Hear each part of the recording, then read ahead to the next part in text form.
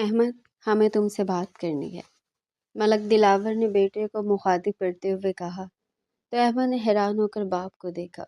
جی بابا، بولیں۔ وہ اتنا مؤدب ہو کر بولا کہ ملک دلاور کو اپنی قوت سماعت پر شک ہونے لگا۔ ہم نے سوچا کہ کیوں نہ ہم تمہاری شادی کر دیں۔ ملک دلاور کے یہ کہنے کی دیر تھی کہ احمد کو چھو لگا۔ وہ برے طریقے سے کھانسنے لگا۔ فرحت بیگم نے آگے بڑھ کر بیٹے کی کمر سہلائی تھی۔ کیا بات ہے برخوردار، تم اتنے پریشان کیوں ہوگے؟ ملک بخت نے تنقیدی نگاہوں سے پوتے کو دیکھتے ہوئے بولے تو احمد کھانسی سے بے حال سیدھا ہو کر بیٹھ گیا۔ کچھ نہیں دادا جان، میں ابھی شادی نہیں کرنا چاہتا۔ وہ جھجکتے ہوئے دل کی بات زبان پر لے آیا تھا۔ بیٹا جی، آپ کو شادی نہیں کرنی، نہ کریں۔ ملک دلاور بڑے پیار سے کہتے ہوئے مسکرائے تو سب نے حیران ہو کر انہیں دیکھا، جبکہ احمد گش کھا کر گرتے گرتے مر. تمہاری طبیعت تو ٹھیک ہے؟ ملک بخت پریشان ہو کر بیٹے کے ماتھے کو چھوتے ہوئے بولے۔ جی بابا جان، میں ٹھیک ہوں۔ ملک دلاور یہ کہہ کر مسکرائے کیونکہ میں نے سوچ لیا کہ اگر اس کو شادی نہیں کرنی تو حرم کے لیے بہت اچھا رشتہ آیا ہے۔ وہ کننکھیوں سے دیکھتے ہوئے بولے، جبکہ احمد آنکھیں پھاڑے انہیں دیکھتا رہ گیا۔ لڑکا لندن میں اپنا بزنس کر رہا ہے، خوبصورت بھی ہے اور سیرت ایسی کہ لگتا ہی نہیں کہ لندن میں پلا بڑا ہے۔ ملک دلاور یہ کہہ کر چپ ہوئے تو ملک احمد غصے سے چمچ پلیٹ میں پھینک کر اٹھ کھڑا ہوا۔ بابا، یا تو اس کی شادی مجھ سے ہوگی یا پھر کسی سے بھی نہیں۔ وہ غصے سے پیر پٹکتے ہوئے وہاں سے چلا گیا۔ ملک بخت مسکرائے، جبکہ ان کے دونوں بیٹے نکاح کا دن ڈیسائیڈ کرنے لگے۔ کل کا دن نکاح کے لیے کیسا ہے؟ ملک بخت یہ کہتے ہوئے دونوں بیٹوں کی طرف دیکھنے لگے۔ دونوں نے کندھے اچکائے تو ملک بخت مسکرا دیا۔ ٹھیک ہے، اب سب لوگ نکاح کی تیاریاں کریں۔ نکاح کل شام 7 بجے ہوگا۔ ملک بخت یہ کہہ کر اٹھ کر چلے گئے۔ مردوں کے جانے کے بعد فرحت بیگم اٹھی اور ملازمہ کے ساتھ کچن سمیٹنے لگی۔ انہیں پھر شاپنگ پر بھی جانا تھا۔ حرم کا آج کالج میں آخری دن تھا۔ سارا دن دوستوں کے ساتھ آوارہ گردی کرنے کے بعد وہ پہنچی تو حیران ہوئی۔ حویلی کو دلہن کی طرح سجایا جا رہا تھا۔ ملازمین متحرک نظر آ رہے تھے۔ وہ حیران ہوئی۔ تیاریاں تو ایسے چل رہی تھی جیسے کسی کی شادی ہو۔ شبانہ، یہ سب کیا ہے؟ حرم نے ملازمہ کو مخاطب کیا تو وہ خاموشی سے سر جھکا گئی۔ بی بی جی، ہمیں نہیں معلوم۔ ملازمہ اس کے غصے سے گھبرا کر بولی تو وہ سر جھٹک کر ڈرائنگ روم میں آ گئے، جہاں زیورات کے ڈبے کھلے ہوئے تھے۔ فرحت بیگم اور نازیہ بیگم ان زیورات کو الٹ پلٹ کر دیکھ رہی تھی۔ کس کی شادی کی تیاریاں ہو رہی ہے؟ کہیں رامین کی شادی کی تیاریاں تو نہیں؟ وہ تھکان زدہ لہجے میں کہتے ہوئے نازیہ بیگم کو مخاطب کیا تو وہ چونک گئی۔ نازیہ نے بیٹی کی طرف غور سے دیکھا۔ ادھر آؤ میرے پاس۔ فرحت بیگم کے کہنے پر وہ خاموشی سے ان کے پاس آ کر بیٹھ گئی۔ لیکن یہ سب زیور؟ وہ حیران ہوتے ہوئے زیور دیکھنے لگے۔ بس ایک دن رہ گیا تیاریوں کے لیے، نازیہ بیگم نے اچانک کہا تو حرم حیران ہوئے۔ کس کی شادی کی تیاریاں؟ حرم نے کہا تو فرحت بیگم مسکرائے۔ احمد کی شادی کی تیاریاں چل رہی ہیں۔ فرحت بیگم نے محبت پاش نظروں سے اسے دیکھتے ہوئے جواب دیا تو حرم کو شدید حیرت ہوئی۔ سچ میں لالا شادی کے لیے مان گئے ہیں؟ ویسے 30 برس کے تو ہو ہی گئے ہیں، وہ اندازہ لگاتے ہوئے بولی تو فرحت بیگم نے بیٹی کو گھور کر دیکھا، جبکہ وہ شرمندہ ہونے کے بجائے مسکرا دی۔ جاؤ یونیفارم تبدیل کرو، فرحت بیگم نے غصے سے کہا تو وہ سمجھ نہیں پائی اور بیگ اٹھائے اپنے کمرے کی طرف بڑھ گئی۔ آج اس کا آخری پریکٹیکل تھا۔ وہ بہت زیادہ خوش تھی۔ مصروف سی روٹین کے بعد آج وہ فارغ ہوئی تو وہ بہت خوش دکھائی دے رہی تھی، اور احمد کی شادی کا سن کر تو وہ پھولے نہیں سما رہی تھی۔ وہ جیسی دوسری منزل پر آئی وہاں ملازمین نے گانے چلا رکھے تھے، وہ بھی ان کے ساتھ دیتے ہوئے ڈانس کرنے لگی۔ حرم، شرم کرو، کیا کہیں گے سب؟ رامین نے غصے سے اسے کہا تو وہ حیران ہوئی۔ جیسے احمد لالا تمہارے بھائی ہیں نا، ویسے میرے بھی ہیں۔ وہ یہ کہہ کر دوبارہ روایتی رقص کرتے ہوئے گانے کی آواز تیز کر گئی تھی، جبکہ رامین نے سر پکڑ لیا۔ تمہیں پتہ ہے بھائی کی شادی کس سے ہو رہی ہے؟ رامین نے گانے بند کرتے ہوئے کہا تو وہ نفی میں سر ہلا گئی۔ بھائی کی شادی تم سے ہو رہی ہے۔ رامین کے کہنے کی دیر تھی کہ وہ جہاں کھڑی تھی وہیں کھڑی رہ گئی۔ ایسا کیسے ہو سکتا تھا؟ اتنا بڑا دھوکہ! وہ یقین نہیں کر پا رہی تھی۔ اسے کسی نے نہیں بتایا کہ اس کی اور احمد کی شادی ہے۔ پوچھنا تو دور کی بات، وہ پریشانی سے بیگ کمرے میں پھینکتے ہوئے کچن میں آ گئی، جہاں نازیہ بیگم سونال کے لیے چائے بنا رہی تھی۔ مما، یہ میں کیا سن رہی ہوں؟ وہ نم لہجے میں بولی تو نازیہ بیگم نے بیٹی کو دیکھا جس کی آنکھیں لال ہو رہی تھی۔ کیا ہوا ہے بیٹا؟ وہ محبت سے بیٹی کے سر پر ہاتھ پھیرتے ہوئے بولی۔ مما، مجھے نہیں کرنا یہ نکاح۔ وہ غصے سے روتے ہوئے سر جھکا گئی۔ میں چاہتی ہوں یہ نکاح ہو، تمہاری بہن کی وجہ سے ہمیں جو ذلت سہنی پڑ گئی ہے نا، اس کا مداوع ہو جائے۔ نازیہ بیگم نے نم پلکوں کو جھکاتے ہوئے کہا تو حرم بھی سر جھکا گئی۔ مگر وہ مجھ سے بہت بڑے ہیں اور ان کی منگنی بھی تو ہو چکی تھی، پھر میں بیچ میں سے کہاں سے آ گئی؟ وہ روتے ہوئے بولی تو نازیہ بیگم اس کی طرف پلٹی۔ اس کی منگنی بچپن میں تم سے ہو گئی تھی۔ تم نے یہ جو لاکٹ پہنا ہوا نا، یہ تمہاری دادی نے تمہیں اس لیے پہنایا تھا، نازیہ بیگم تفصیل سے کہتے ہوئے بولی۔ لیکن وہ کسی اور کو پسند کرتے تھے، حرم نے روتے ہوئے کہا تو نازیہ بیگم نے سر جھٹک دیا۔ مجھے نہیں معلوم، جو پوچھنا ہو بعد میں خود پوچھ لینا۔ تمہارے دادا جان کا حکم ہے اور ہم ٹال نہیں سکتے۔ بہتر ہے شاپنگ پر جانے کی تیاری کرو، وہ بیٹی کو سمجھاتے ہوئے بولی، اس بات سے انجان کہ وہ کیا کرنے کا سوچ رہی ہے۔ اماں جان، مجھ پر کوئی زبردستی نہیں کر سکتا۔ یہ آپ لوگوں نے کیسے سوچ لیا کہ میں احمد سے شادی کرنے کے لیے تیار ہو جاؤں گی؟ وہ میری بہن کا ہونے والا شوہر تھا، اور اس سب کے باوجود کیا یہ بڑی بات نہیں کہ وہ کسی اور کو پسند کرتا ہے؟ میں ہرگز اس نکاح کے لیے نہیں مانوں گی۔ آپ جا کر دادا کو منع کر دیں، کیونکہ یہی بہتر ہوگا۔ حرم نے اپنی بات کو تفصیل کے ساتھ بیان کرتے ہوئے اپنی ماں سے کہا۔ نازیہ بیگم، جو کہ حرم سے یہ امید رکھ رہی تھی کہ وہ کسی بھی صورت انکار نہیں کر سکتی، یہ کہتی حرم وہاں سے چلے گی۔ نازیہ بیگم اور فرحت بیگم دونوں نے ایک دوسرے کی طرف دیکھا، کیونکہ حرم کی بات بالکل ٹھیک تھی۔ یہاں سے اٹھو، کپڑے تبدیل کرو، اور ہم بازار جا رہے ہیں۔ وقت نہیں ہے، کل تمہارا نکاح ہے۔ اب تمہارے آباء و اجداد کی عزت تمہارے ہاتھ میں ہے، تم جیسا چاہو کر سکتی ہو۔ اپنی بہن کی طرح اگر تم چاہتی ہو کہ تمہارے والدین اور تمہارے دادا ذلت اور رسوائی میں ڈوب جائیں تو تم بھی اسی کی طرح اپنا منہ کالا کر لو، ہمیں کوئی پرواہ نہیں۔ لیکن اب تم صرف اس گھر کو ٹوٹنے سے بچا سکتی ہو، اس حویلی کے رسم و رواج کو خاک میں ملنے سے بچا سکتی ہو، اور مجھے پوری امید ہے کہ تم یہ سب کچھ کرو گی، نازیہ بیگم نے اپنی بیٹی کو سمجھاتے ہوئے کہا، تاکہ وہ احمد سے نکاح کرنے کے لیے راضی ہو جائے۔ حرم اپنی ماں کو غور سے دیکھے چلی جا رہی تھی۔ اس کو اپنی ماں سے اس بات کی امید نہ تھی۔ تھوڑی دیر خاموش بیٹھی رہی اور پھر نہ چاہتے ہوئے اپنی ماں کے ساتھ اور فرحت بیگم کے ساتھ بازار چلی۔ یہ دیکھو، یہ والا سوٹ مجھے بہت پسند آ رہا ہے، یہ بہت خوبصورت ہے۔ امید ہے حرم تمہیں بھی یہ رنگ اچھا لگ رہا ہوگا۔ جب تم یہ رنگ پہنو گی تو اس میں مزید نمایاں لگو گی۔ فرحت بیگم اپنی ہونے والی بہو حرم سے مخاطب ہو کر سوٹ کو آگے کرتے ہوئے اس سے کہہ رہی تھی۔ حرم پہلے سے ہی ایک گہری سوچ میں گم تھی۔ کیا واقعی یہ رشتہ چل سکے گا؟ کیا واقعی احمد کے ساتھ میں اپنی پوری زندگی گزار سکوں گی؟ وہ لڑکی کون تھی جس سے احمد محبت کرتا تھا؟ کیا وہ اس کو اپنے دل سے ہٹا پائے گا؟ دعا، یہ تم نے کیا کر دیا؟ نہ صرف اپنی زندگی برباد کر دی بلکہ مجھے بھی ایک دلدل میں دھکیل کر چلے گی۔ حرم انہی باتوں میں گم تھی۔ حرم بیٹا دیکھو، میں تم سے کہہ رہی ہوں، فرحت بیگم نے اس کے شانے پر ہاتھ رکھتے ہوئے کہا۔ جی تائی امی، حرم نے معصومیت سے جواب دیا۔ میں کہہ رہی تھی یہ سوٹ دیکھو۔ فرحت بیگم نے آواز میں تھوڑی سختی پیدا کرتے ہوئے حرم کو توجہ دلوانے کے لیے اس کو دیکھ کر سوٹ آگے کیا۔ جی تائی امی، بہت خوبصورت ہے۔ آپ یہ اپنے لیے لے رہی ہیں؟ آپ پہ یہ رنگ بہت اچھا لگے گا، لے لیجئے۔ حرم نے سرسری نظر اس پر سوٹ پر ڈال کر اپنی تائی امی سے کہا۔ بیٹا تم کہاں کھو گئی ہو؟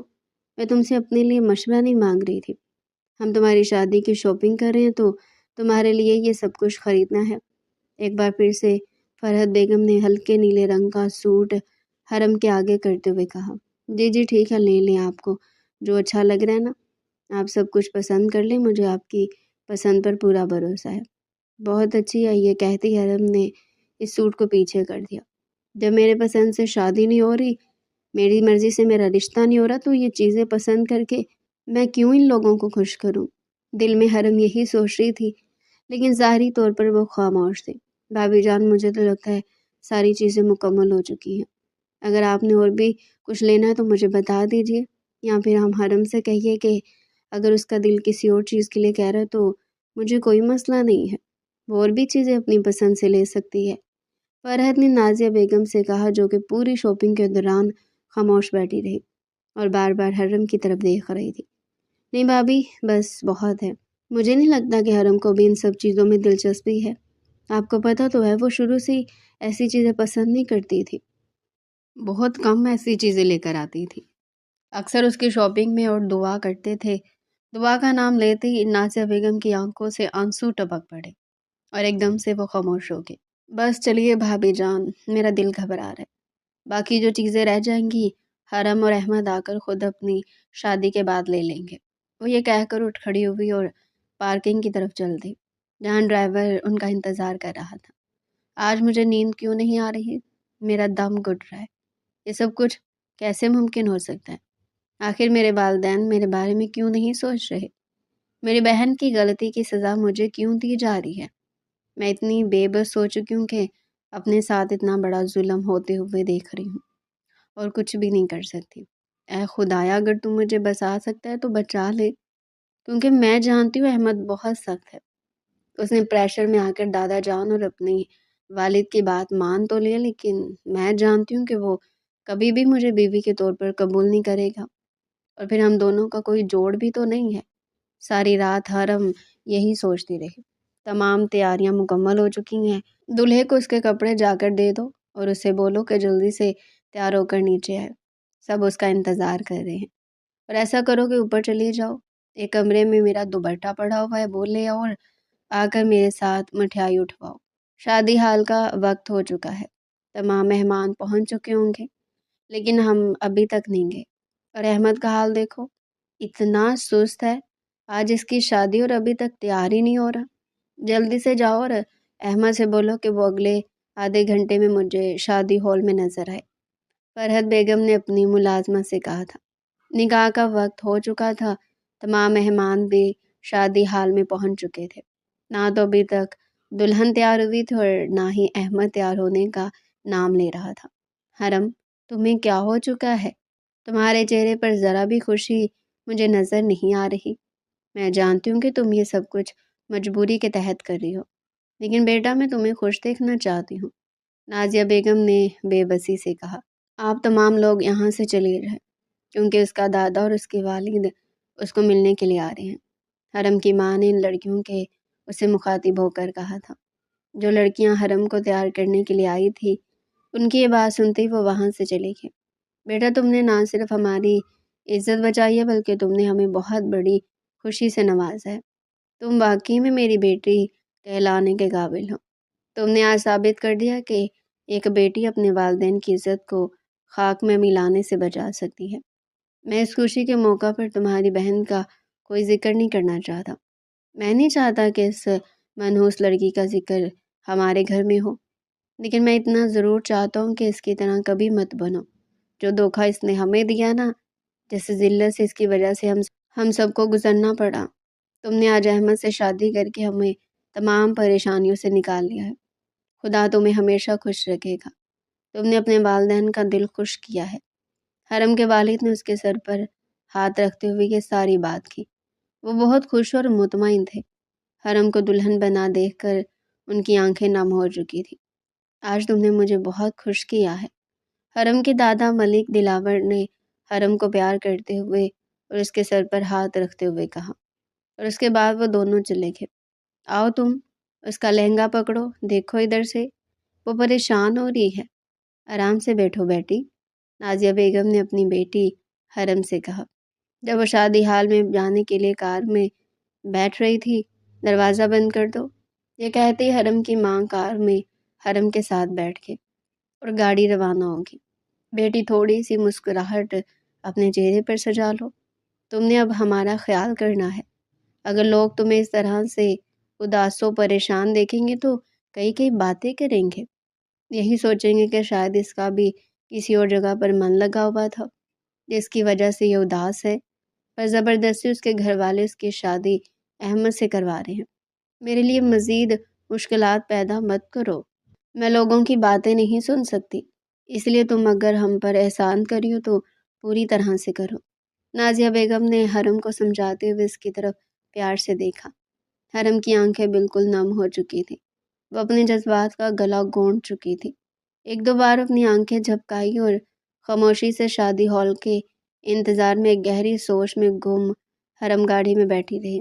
یہ حال نہیں تو جنت لگ رہی ہے، یوں لگ رہا ہے کہ جیسے پوری دنیا کی روشنیاں یہاں پر جمع ہو چکی ہیں۔ حرم اور احمد کی شادی کو تو چار چاند لگے ہوئے ہیں، دیکھو تو صحیح، ہال کتنا خوبصورت ہے، یوں لگ رہا ہے کہ جیسے ہم کسی جنت میں ہوں، کسی چیز کی کمی نہیں ہے۔ میں نے آج سے پہلے اتنا خوبصورت ہال کبھی نہیں دیکھا۔ بی بی جی، آپ کیوں پریشان ہو رہی ہیں؟ حرم کو خدا بہت خوش رکھے گا، حرم کی ایک سہیلی کی ماں نے نازیہ بیگم سے کہا، جو کہ ان کے گھر میں ملازمہ تھے، کئی عرصے سے کام کر رہی تھی۔ یہ سب کچھ دیکھ کر بہت خوش ہوئی۔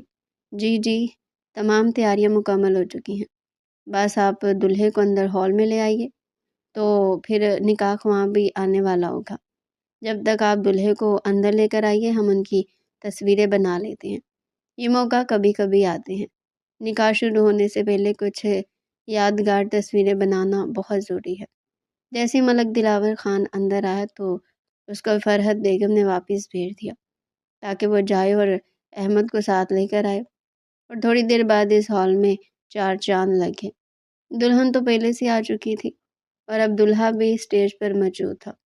دونوں کی شکلیں اتری ہوئی تھی، لیکن ایک ساتھ بیٹھ کر بہت خوبصورت لگ رہے تھے۔ یوں لگتا تھا کہ جیسے یہ جوڑی خاص طور پر خدا نے بنائی ہو۔ ان دونوں کو ساتھ بیٹھا ہوا دیکھ کر یوں لگتا ہے جیسے کوئی کہانی کا آخری لمحہ ہو، یا پھر کوئی کہانی مکمل ہونے والی ہو۔ یہ سارا سما خواب کی طرح لگتا ہے۔ فرحت بیگم نے خوش ہو کر نازیہ سے کہا، جو تھوڑی سی اداس تھی، اور اس کے تھوڑی دیر بعد نکاح ہو گیا۔ حرم بنت ملک سلیمان خان، آپ کو ملک بخت کے بیٹے احمد بخت سے 5 لاکھ حق مہر میں نکاح کیا جاتا ہے، کیا آپ کو قبول ہے؟ مولوی صاحب نے حرم کی طرف متوجہ ہو کر اس سے نکاح کے بارے میں پوچھا۔ حرم سلیمان بنت ملک سلیمان خان، آپ کو ملک بخت کے بیٹے احمد بخت سے 5 لاکھ حق مہر میں نکاح کیا جاتا ہے، کیا آپ کو قبول ہے؟ مولوی صاحب دوسری بار پوچھ چکا تھا۔ بیٹی بولو، خاموش کیوں ہو؟ سب پریشان ہو گئے ہیں، اس کی عمر بہت کم ہے، اس کو سمجھ نہیں آ رہا، ایک بار پھر سے پوچھیے۔ مولوی صاحب، حرم کیا سوچ رہی ہو بیٹا، جواب دو۔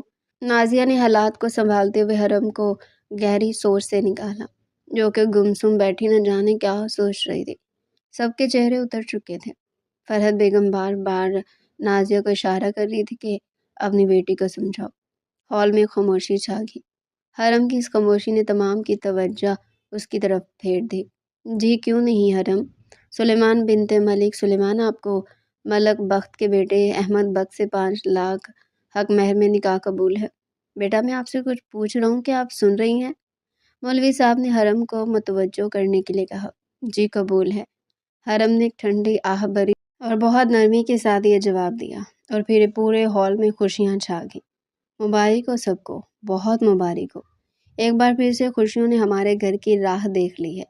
نازیہ بیگم نے مسکرا کر فرحت کو گلے سے لگایا اور یہ بات کہہ دی، اور اس کے بعد احمد سے بھی نکاح کے بارے میں پوچھا گیا۔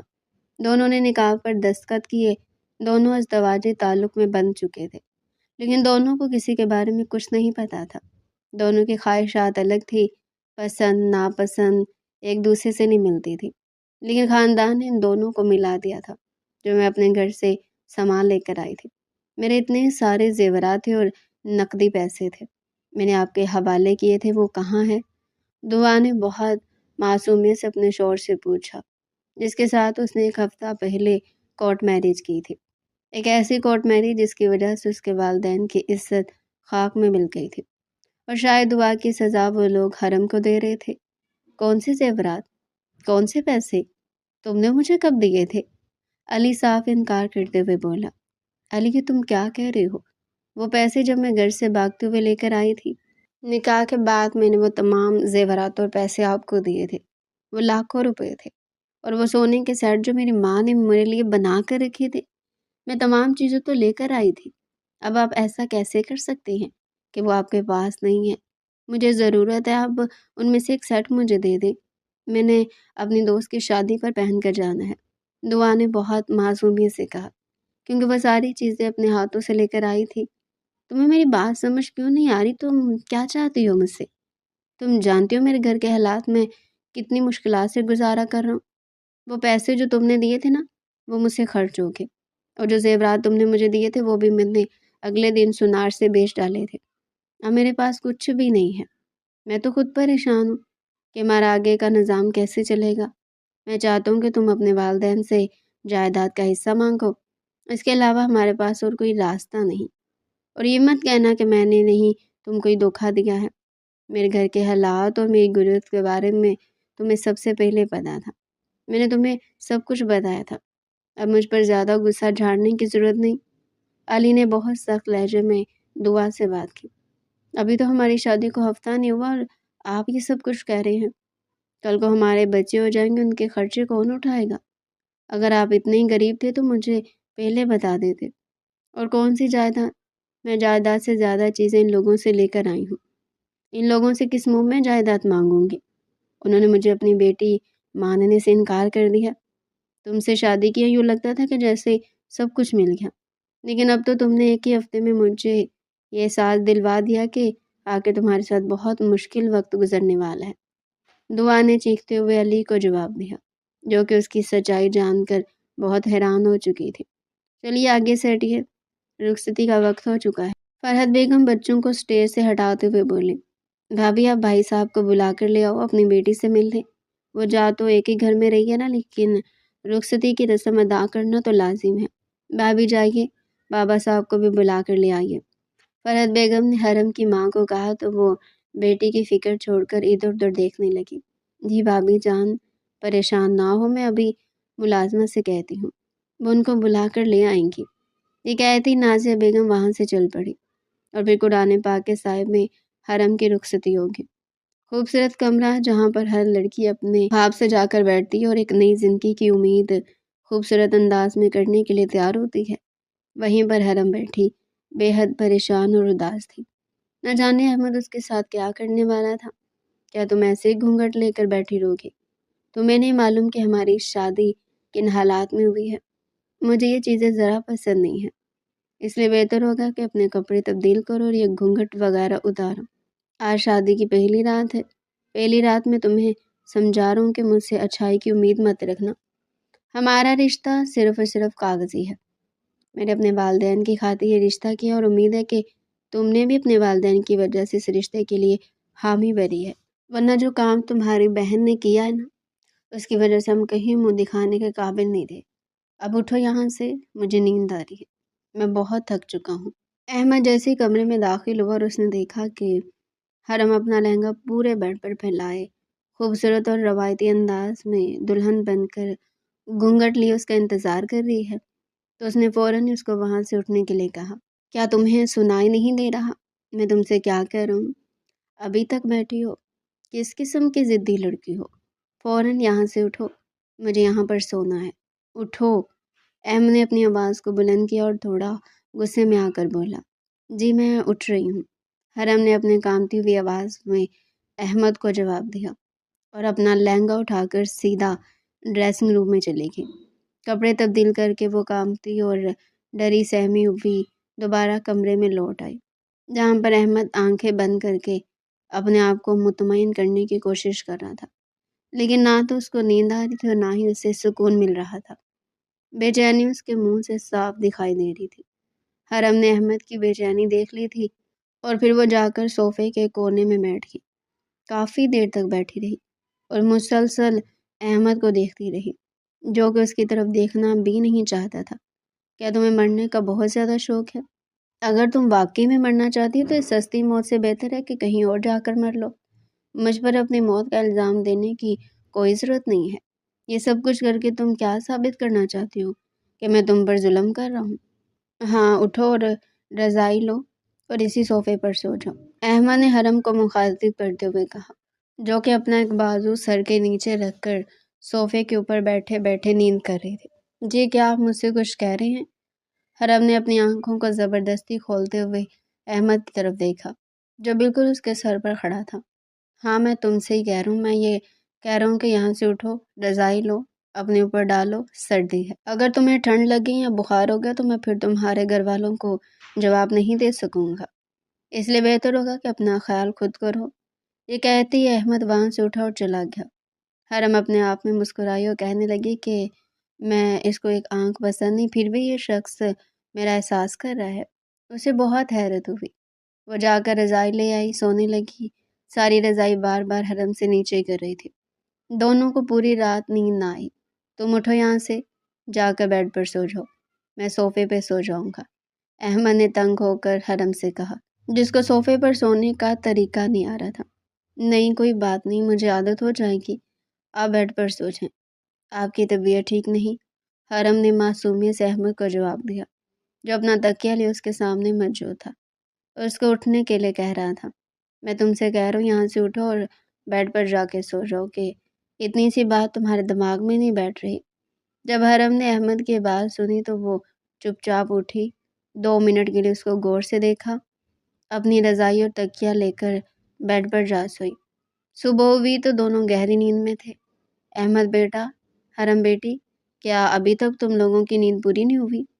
حرم تمہارے بابا تم سے ملنا چاہتے ہیں، آؤ تیار ہو جاؤ، ان سے مل لو، ناشتہ تیار ہو چکا ہے، لیکن ابھی تک تم دونوں باہر آنے کا نام نہیں لے رہے۔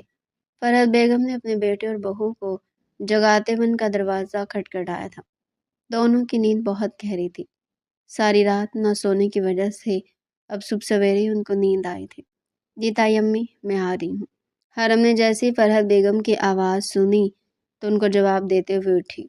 ابھی وہ دروازے کی طرف بڑھی کہ دروازہ کھولے کہ فوراً احمد نے اس کا ہاتھ اپنی طرف کھینچا اور پھر دونوں پھسلنے کی وجہ سے صوفے پر گر گئے۔ جب حرم نے اپنے آپ کو سنبھالا تو فوراً اٹھی۔ دل میں وہ مسکرا رہے تھے کہ یہ سب کچھ کیا ہو گیا۔ احمد نے فوراً سے بات کو تبدیل کیا اور کہنے لگا کہ یہ تم کیا کر رہی تھی؟ کیا تم پاگل ہو؟ اگر دروازہ کھول دیتی اور پھر اماں جان کمرے میں آ جاتی تو وہ کیا سوچتی کہ ہم الگ الگ سو رہے ہیں؟ اتنی بھی تم بچی نہیں ہو، ایسے معاملات میں تھوڑا عقل سے کام لیا کرو اور خیال کیا کرو۔ یہ رضائی جا کر اندر رکھو اور میرا تکیہ جا کر صوفے پر رکھو اور پھر جا کر دروازہ کھولنا، میں جا کر بیڈ پر سو رہا ہوں۔ جیسے احمد نے یہ بات سمجھائی تو حرم کو سمجھ آ گئی اور اس نے ویسا ہی کیا۔ دروازہ کھولا تو فرحت بیگم وہاں پر موجود نہ تھی۔ اس کے بعد حرم تیاری کرنے کے لیے ڈریسنگ روم میں چلی گئی اور تیاری کر کے اکیلے ناشتے کی میز پر جا پہنچی، جہاں پر تمام لوگ جمع تھے۔ اس کو دیکھ کر ساروں کے چہرے پر خوشی سے مسکراہٹ آئی اور کہنے لگے کہ بیٹا احمد کہاں ہے؟ تم دونوں کو ساتھ میں آنا چاہیے تھا۔ تائی امی وہ تو سو رہے ہیں، میں اٹھی اور تیار ہو کر آ گئی۔ وہ بغیر ہچکچائے بولی، نہیں بیٹا ایسے نہیں چلے گا، تم جاؤ اس کو ساتھ لے کر آؤ، تم دونوں ساتھ میں ناشتہ کرو گے اور اب سے یہ بات میں تمہیں دوبارہ نہیں سمجھاؤں گی، تم اس کے بغیر کھانا نہیں کھانا، ساتھ میں کھانا کھانے سے محبت بڑھتی ہے۔ نازیہ بیگم نے مسکراتے ہوئے کہا۔ ان کی بات سن کر میز پر بیٹھے تمام لوگ مسکرانے لگے۔ حرم ہلکا سا مسکرائی اور پھر دوبارہ اپنے کمرے کی طرف پلٹی۔ سب لوگ آپ کا ناشتے پر انتظار کر رہے ہیں۔ میں گئی تو انہوں نے مجھے واپس بھیج دیا اور کہنے لگے کہ احمد کو ساتھ لے کر آؤ۔ آپ میری بات سن رہے ہیں نا؟ اٹھیے، کپڑے تبدیل کریں اور چلیں، سب ہمارا انتظار کر رہے ہیں۔ حرم نے لاڈ کرتے ہوئے احمد کو اٹھاتے ہوئے کہا، کیا مصیبت ہے؟ اب کون سا نیا رواج ہے؟ میں نہیں اٹھ رہا، جا کر ان سے کہہ دو کہ میں نہیں آ رہا۔ احمد نے اپنی سائڈ تبدیل کرتے ہوئے حرم کو جواب دیا، تو پھر ٹھیک ہے، اگر آپ نہیں جا رہے تو میں بھی نہیں جا رہی، میں بھی یہیں بیٹھی ہوں۔ تایا جان خود بلانے آئیں گے یا پھر تائی امی آئیں گی تو آپ خود ہی جواب دے دینا، میں تو آپ کا انتظار کر رہی ہوں۔ حرم نے اسے تنگ کرتے ہوئے کہا تھا۔ ٹھیک ہے، اٹھ رہا ہوں، لیکن تمہیں میرا انتظار کرنے کی کوئی ضرورت نہیں ہے۔ اگر میں گھر پر موجود نہ ہوا تب تم کھانا نہیں کھاؤ گی، خود ہی کھانا کھا لیا کرو۔ آج تو میں تمہارے ساتھ چل رہا ہوں، لیکن ہر بار ایسا نہیں ہوگا۔ یہ کہتے احمد نے اپنی رضائی کو دوسری طرف پھینکا اور غصے سے باولا ہو کر واش روم میں گھس گیا۔ تھوڑی دیر بعد واپس آ گیا۔ اٹھو، اب کیوں بیٹھی ہو؟ اور یہ کہتے وہ کمرے سے باہر چلا گیا۔ حرم اس کے پیچھے آئی اور پھر سب نے مل کر ناشتہ کیا۔ ناشتے کی میز پر طرح طرح کے کھانے تھے جو صرف ان دونوں کے لیے بنائے گئے تھے۔ دادا جان کو دیکھ کر یوں لگتا تھا کہ جیسے ان کی زندگی کے دن خوشیوں سے بھر چکے ہوں۔ اماں جان کی تو جیسے برسوں کی خواہش پوری ہو گئی ہو۔ تائی امی کو دیکھیں اپنے بیٹے پر زبردستی کی شادی مسلط کر کے کتنی خوش ہیں، اور تایا ابو یوں لگ رہا ہے جیسے یہ سب یہی چاہتے تھے۔ حرم ناشتہ کرنے کے دوران ان لوگوں کی خوشی کو دیکھ کر یہی سب کچھ سوچ رہی تھی۔ اسی طرح ان کی رسمیں چلتی رہی۔ پورے گاؤں میں ملک دلاور خان مشہور تھا، خاص طور پر جب سے وہ سیاست میں آئے تھے۔ ان کی حویلی میں کسی چیز کی کمی نہ تھی، لیکن زبردستی شادی کی وجہ سے حرم بہت پریشان تھی، اور پھر احمد کا رویہ بھی اس کے ساتھ غیر مناسب تھا۔ آپ رات بھر کہاں تھے؟ آپ کو کوئی اندازہ ہے؟ میں کب سے آپ کا انتظار کر رہی تھی۔ پوری رات ہو چکی، اب صبح کے 4 بج رہے ہیں اور اب آپ واپس آ رہے ہیں۔ ایسا کیسے ہو سکتا ہے؟ میں یہ سب کچھ برداشت نہیں کر سکتی، اور آپ جانتے ہیں کہ میں ان سب چیزوں کی عادی نہیں ہوں۔ دعا نے غصہ ہو کر علی سے کہا تھا، جو کہ پوری رات باہر گزار کر صبح کے 4 بجے گھر لوٹا۔ ہاں تو آ تو گیا ہوں نا، یہی کافی سمجھو، اور اگر تم ان چیزوں کی عادت ڈالو تو بہتر ہوگا۔ یہ کہتے ہی علی سو گیا۔ یہ کس قدر خود غرض انسان ہے۔ اس کی پریشانی کی وجہ سے مجھے ساری رات نیند نہیں آئی، نہ تو میری کال اٹھا رہا تھا، نہ میرے میسیجز کا جواب دے رہا تھا، اور اب دیکھو آ کر سو گیا ہے، مجھ سے پوچھا تک بھی نہیں۔ وہ منہ میں بڑبڑاتے ہوئے علی کو گھور کر رہ گئی۔ اٹھو، میں تمہیں سونے نہیں دوں گی۔ تمہیں پہلے میرے سوالوں کا جواب دینا ہوگا۔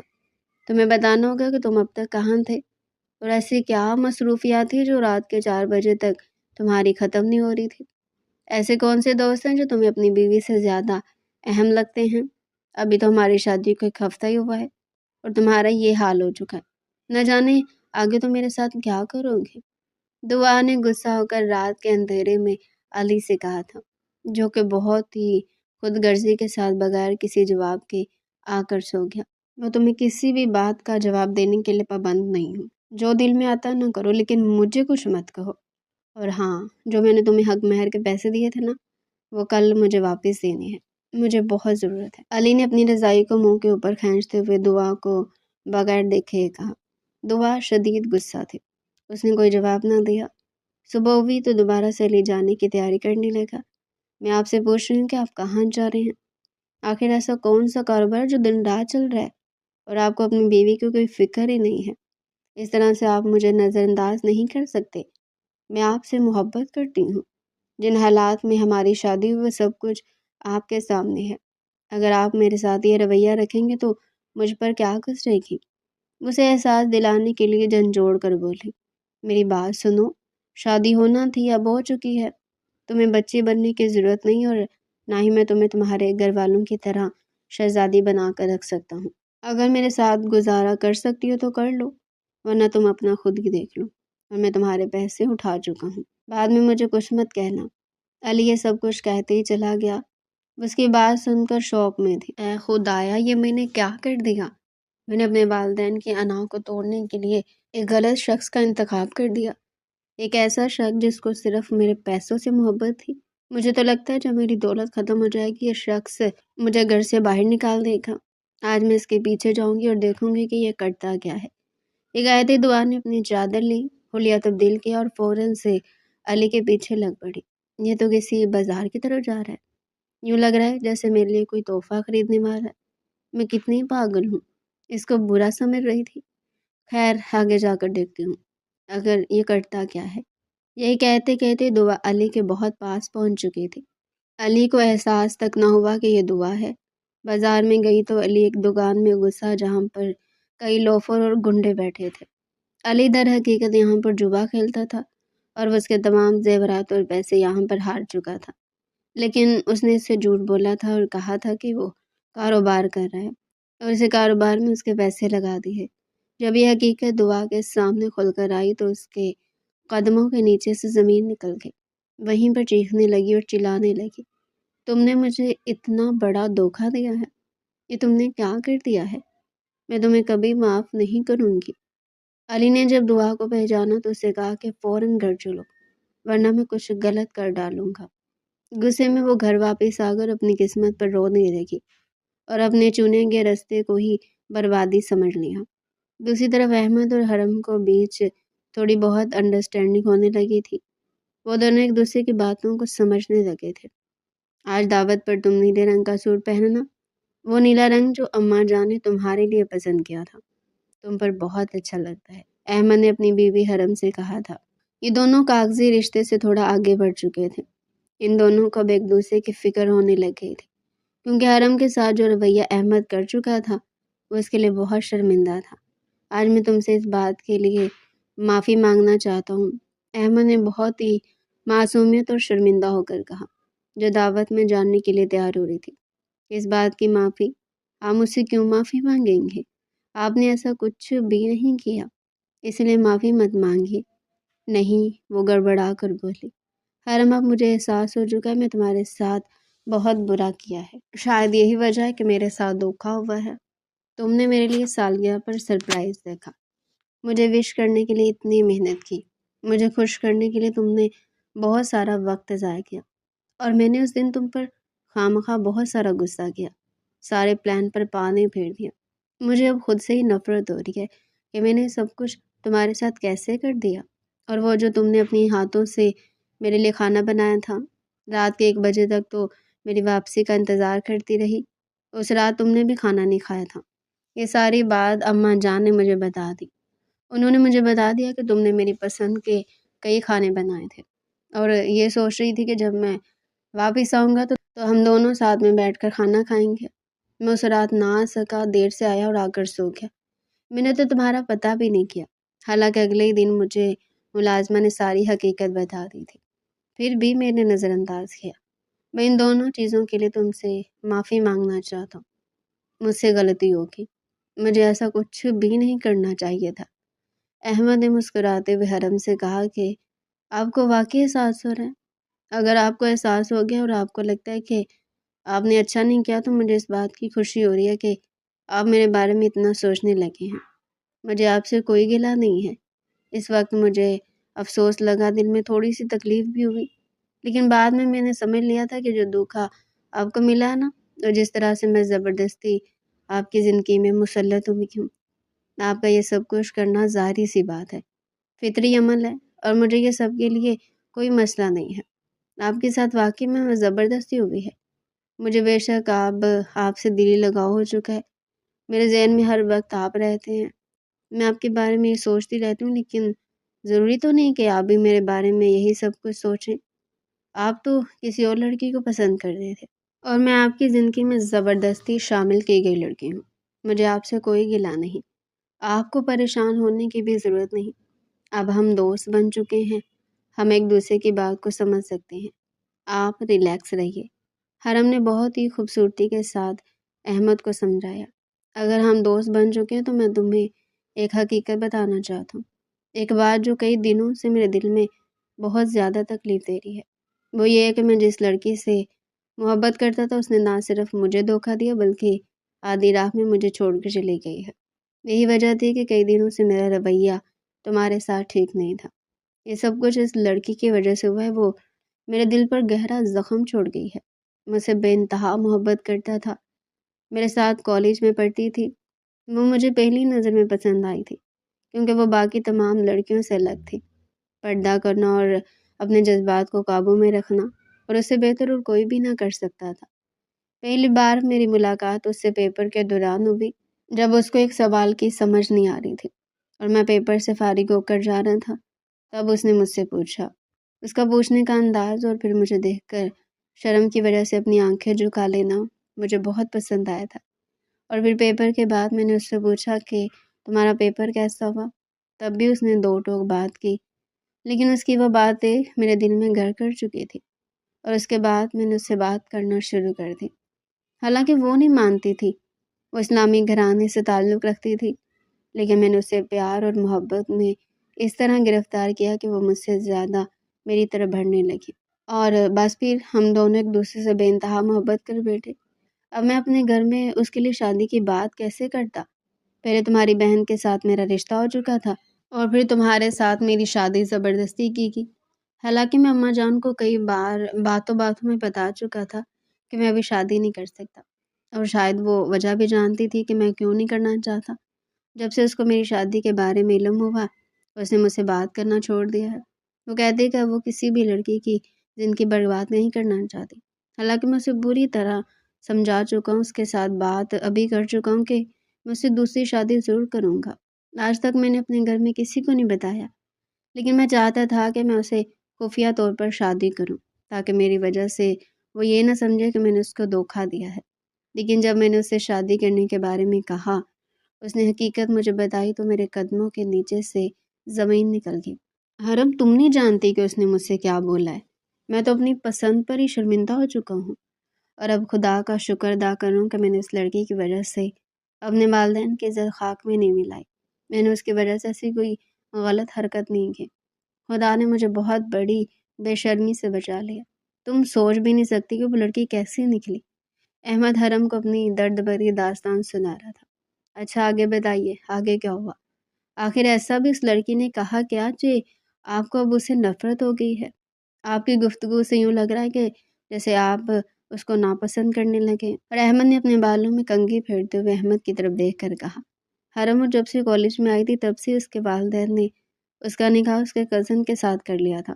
وہ صرف میری جائیداد کی وجہ سے میرے پیچھے پڑی تھی، مجھ سے مہنگے مہنگے تحفے لیتی تھی اور اپنی تمام ضروریات مجھ سے پوری کروایا کرتی تھی۔ میں خوشی خوشی اس کی تمام ذمہ داری اٹھا لیتا تھا، کیونکہ میرے ذہن میں ایسی کوئی غلط بات نہیں تھی، اور نہ ہی میں اس کو شرمندہ کرنا چاہتا تھا۔ وہ جو کہتی تھی میں اسی وقت کرتا تھا۔ اکثر میں اس کو مہنگے تحفے دے کر اس کا دل خوش کر دیتا تھا، لیکن جب میں اس کے گھر والوں سے بات کرنے کے لیے گیا تو اسی دن اس کی شادی تھی۔ حیران رہ گیا کہ یہ سب کچھ کیا ہو گیا ہے۔ مجھے لگا کہ شاید اس نے مجھ سے غصہ ہو کر اپنے والدین سے کہا کہ میری شادی کروا دیں، لیکن جب میں گیا تو اسی محلے میں میرا ایک دوست رہتا تھا۔ وہ مجھے دیکھ کر میری طرف آیا، اور پھر جو حقیقت اس نے مجھے بتائی وہ سن کر میں حیران رہ گیا۔ اس نے مجھے بتایا کہ اس لڑکی کی شادی بہت دیر سے ہو رہی ہے، حالانکہ اس کے نکاح کو تقریباً 8 سال ہونے والے ہیں۔ اس کے تعلقات کئی لڑکوں کے ساتھ ہوتے تھے، جس کی وجہ سے اس کے سسرال والے نکاح کو توڑنا چاہتے تھے، لیکن اس کے والدین نے زبردستی شادی کی ہے۔ ان کے آگے ہاتھ پاؤں جوڑے ہیں، منتیں کر کے اب اس لڑکی کی شادی کر رہے ہیں۔ اس لڑکی کا چلن بالکل بھی ٹھیک نہ تھا، ہر وقت پردے میں رہتی تھی، صرف اس لیے کہ کوئی اس کو پہچان نہ سکے، ورنہ اس کے حالات تو بہت ہی خراب تھے۔ جیسے میرے دوست نے مجھے یہ ساری حقیقت بتائی تو میرے پاس الفاظ ختم ہو گئے۔ میں خاموش ہو کر واپس آ گیا، اور اس دن سے میں پریشان رہتا ہوں، لیکن اب میں مطمئن ہو چکا ہوں، کیونکہ میں نے اس کے ساتھ دھوکہ نہیں کیا۔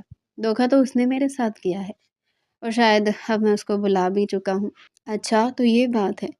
حرم نے احمد کی باتوں کو نظر انداز کرتے ہوئے کہا۔ شاید وہ احمد کے منہ سے دوسری لڑکی کا ذکر برداشت نہیں کر پا رہی تھی۔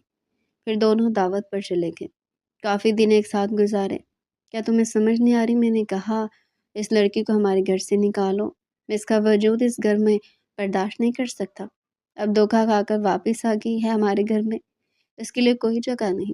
ہماری عزت یہ خاک میں ملا کر چلی گئی تھی، میری نظروں میں اسی دن ہی مر چکی تھی جب اس نے ہمارے خلاف ہماری دہلیز کے باہر قدم رکھا تھا۔ ہم اس کو کسی بھی حال میں قبول نہیں کر سکتے۔ بخت خان نے نازیہ سے چیختے ہوئے کہا تھا، جو کہ اپنی بیٹی دعا کے سامنے کھڑی تھی۔ دعا، تمہارے دادا ابو ٹھیک کہہ رہے ہیں، اب تم یہاں سے چلی جاؤ۔ اے خدا، یہ سب کچھ دیکھنے سے پہلے مر کیوں نہیں گئے؟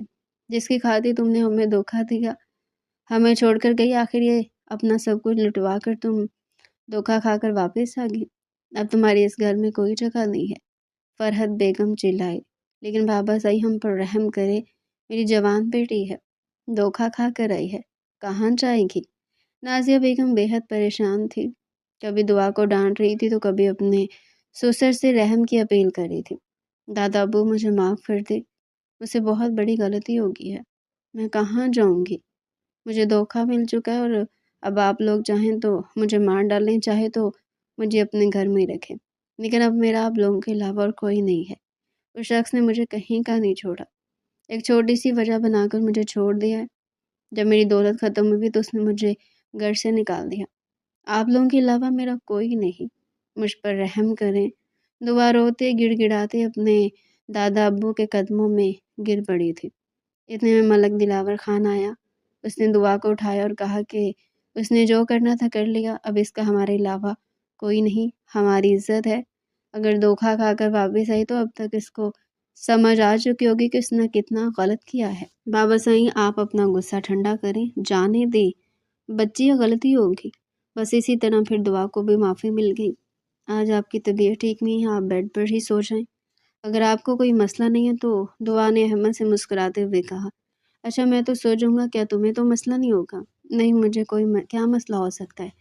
مجھے تو خوشی ہوگی۔ شاید آپ جانتے ہیں کہ میں کیا چاہتی ہوں۔ یہ کہتے ہی حرم مسکرانے لگی۔ اگر ایسی بات ہے تو پھر سن لو، میں بھی وہی چاہتا ہوں جو تم چاہتی ہو۔ احمد نے اپنا تکیہ اٹھایا اور بیڈ پر آ گیا۔